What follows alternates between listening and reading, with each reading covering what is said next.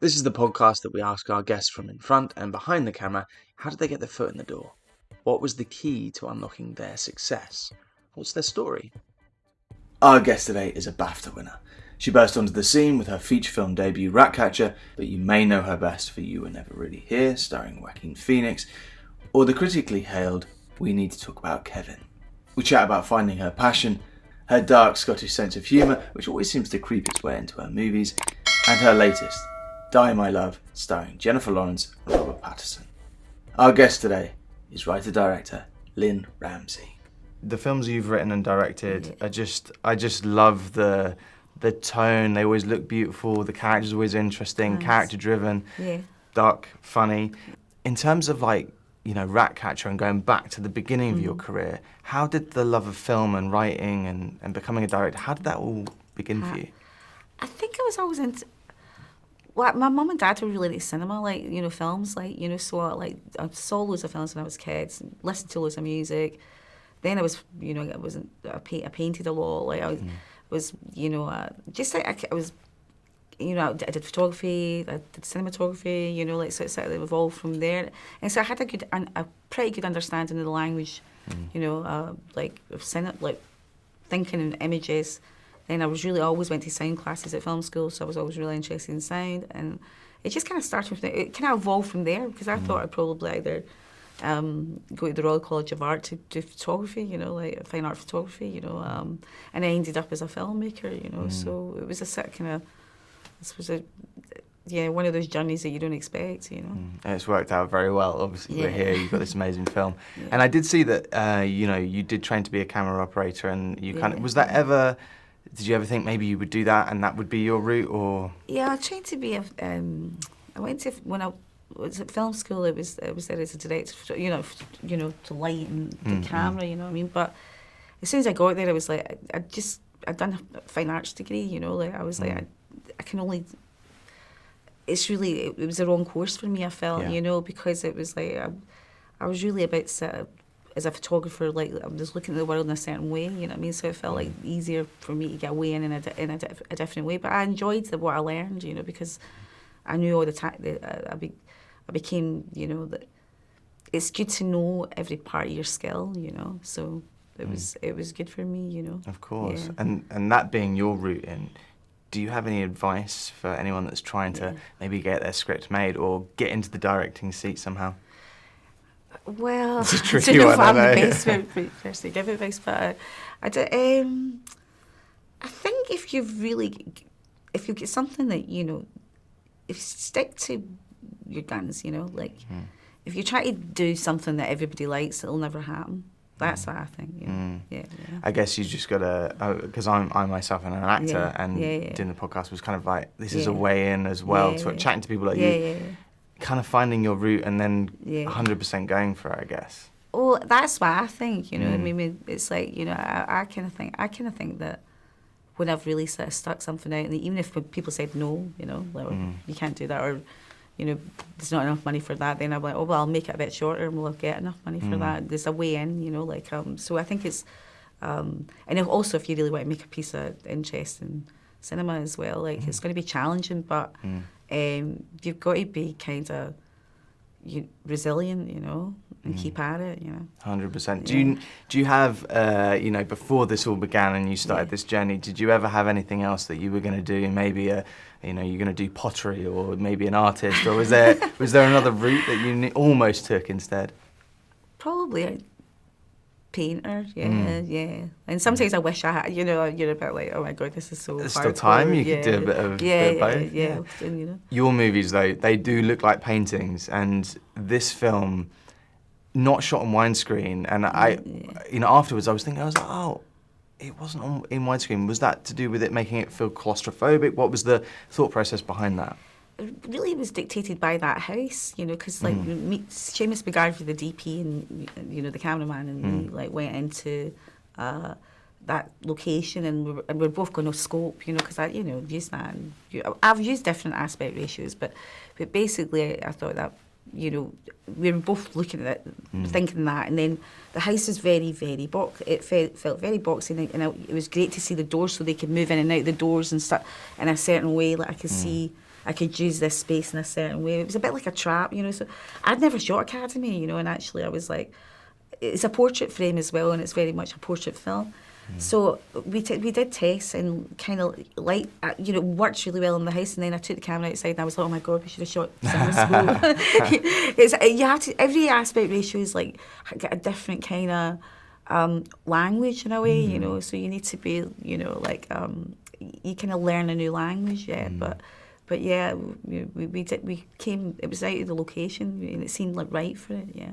And your films, they have a particular look to them. Do you stick with the similar team? I know obviously you change in out the cast and you change out various things, but I've worked with a lot of great DPs, but I feel like with my visuals I'm quite confident, you know what I mean? So, but I've worked with Seamus McGarvey before, and this was, you know, it was just a joy to get back, you know, working with him. He's a real charming Irishman, you know. So, you know, and I think he loved working with me because I was like, let's try reversal film stalker, like a different look, you know, let's go with, you know, we could bounce off each other and I would let you know, and play a little bit, or maybe in a way that he couldn't, you know, other films so much, you know. Yeah. Well, I'm always looking forward to your next films, and in terms of sitting down and actually writing a script, that's it's a huge undertaking. What is it that sort of makes you sit down and go, right, I'm going to commit to this idea? Oh God. I think it's, if you think there's something just really, I mean, you're going to stick with this for a few years, like, so you're going to need to like it, you know, like, it's something I think to me is original, and it's about the human condition, it's about something I'm really interested in, then that's the thing to stick to, you know. If it's something that's a bit vapid, it's not going to, you know, you won't do it, you know, you won't last more than like a few months in that. So it's got to be like quite weighty and like feel like it's kind of layered and interesting, you know, for me, kind of commit to it, yeah.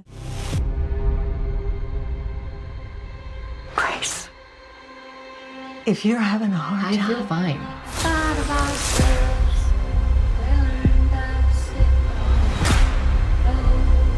Grace. Grace. Stop it.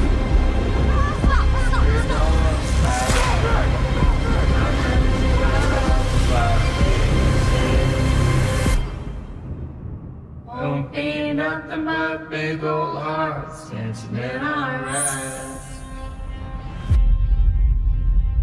This movie has hit close to home for me because I've got a four-week-old at home. Right, okay. So, and Sorry. I know, no, it's all good. But it really, there's so many moments in it that really ring true.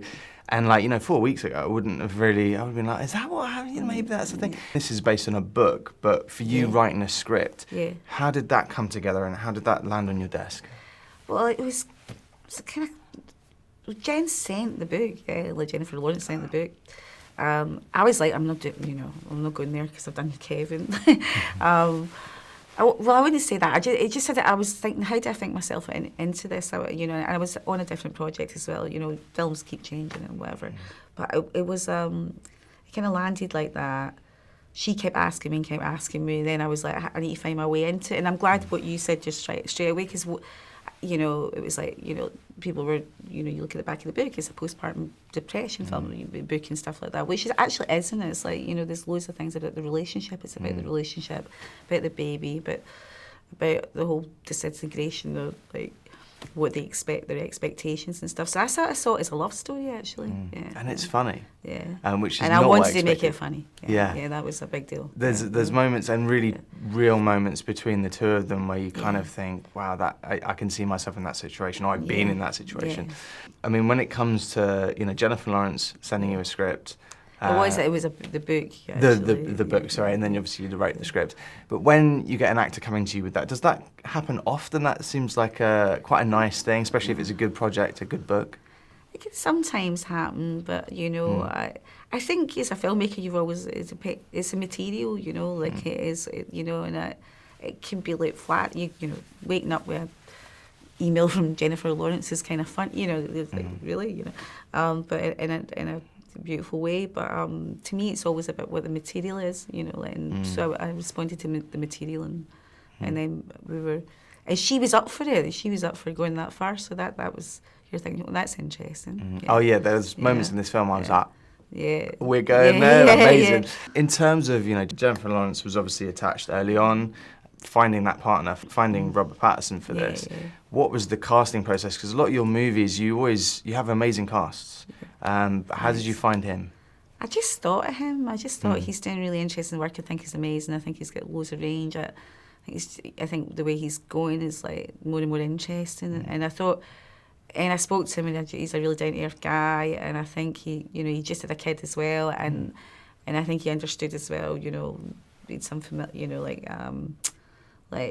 some a relative or something, that had some issues, I think he could understand it, and I think he was up for playing, the hapless husband sometimes, even though that was a bit of a thankless part, but then he loves her, and then it had a lot of dimension to it, and I think he really brought that, into it, and also that she does his head in, and it's like, but but that's maybe what he loved about her in the beginning. This craziness was what attracted him to, and that she's sexy and all these things, but it becomes too much, and now life is different, So I'd love to work with him again, like in the central part, the main part. Yeah, I think he's an amazing actor. He's incredible. He's not to make this about Robert Pattinson, but going from Twilight and then finding these smaller projects waiting and doing Batman, and it's such a variety of projects. That says a lot about him. Yeah, incredible. They're both incredible in the film, and Jennifer Lawrence really brings this sort of, I don't want to give too much away because I went in not knowing too much, and that's how I like to watch films. That's good. And that's why I don't, sometimes it's hard to just go, what's the film, and someone writes something and then people go with the expectations, because I think it's I don't think it's that kind of film you can put in a box really that easily, No. It's more like an experience, Well, I saw that you were directing it, you'd written it, I saw they were in it, and that was I'm all in. So I just enjoyed the experience of not knowing where it was going. I didn't know it was going to hit home quite so hard, having a baby at home. But yeah, really enjoyed it, and your movies always find that element of comedy, no matter how dark it is. Is that like a Scottish sense of humour? It's like a very dark sense of humour, but you always seem to find it. It could be. I think it's because you don't. To me, it's like there was something absurd about the whole thing as well, and I think also I think you can never do. I hate things when they're so heavy that you have to sort of turn the world around and laugh at it sometimes, because otherwise you'll cry. You know what I mean? And I think that it's so bonkers this in places that it was really. I mean, the first thing I said, I thought, because I don't know if you would read this book and go, it's funny. You wouldn't, It's like, but was to take everything I thought was absurd and like really, those like thinking about a couple in this situation, and really think, how can I add some element of even if it's gallows humour, because course. I think that just makes it much more. It gives you a way into this world, It's more dimensional having those different layers and flavours. If you enjoyed this episode and you want to support us, get early access and exclusive content, all ad-free, click and join the Life in Film YouTube channel and become a member now. Thank you to our guest Lynne, and thank you to Rebecca and the rest of the team at Organic PR. Thank you as always to our sponsors, BetterHelp and MoviePosters.com. Use our affiliate links to get 10% off. And please don't forget to like and subscribe. It makes all the difference. Thank you for listening.